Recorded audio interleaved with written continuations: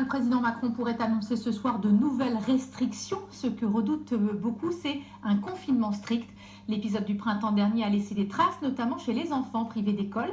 Pour se rappeler cette période, le musée de l'éducation de Rouen récolte depuis plusieurs mois des productions réalisées par les enfants pendant le confinement. Karima Saïdi et Olivier Flavien. C'est le nouveau trésor du musée de l'éducation de Rouen. À manipuler avec la plus grande précaution.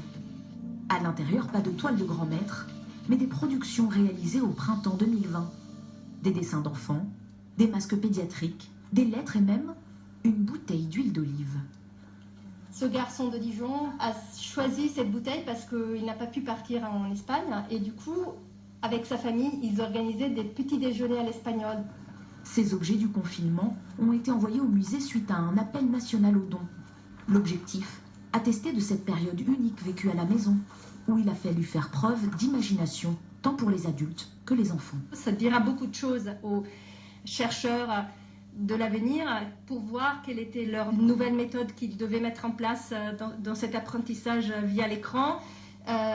Quelle était aussi l'innovation du corps enseignant vis-à-vis des élèves. Parmi les 150 objets déjà récoltés, la grande majorité provient de la famille Bougnol. Elle a souhaité participer à ce travail patrimonial en transmettant l'ensemble des productions réalisées par Adrien.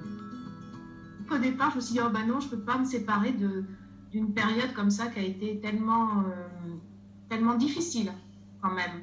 Et puis, j'ai compris que c'était plutôt un honneur que de pouvoir déposer pour l'histoire, pour que plus tard, des gens sachent, voient ce qui a été vécu à ce moment-là. Je me dis, c'est trop bien.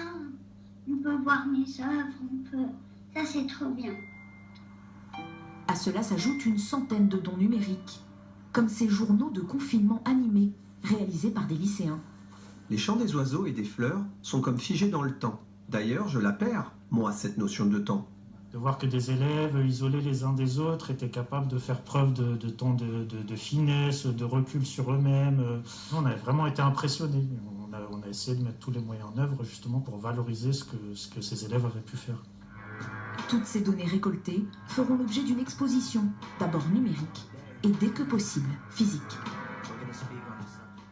Prochain rendez-vous régional, votre 19-20.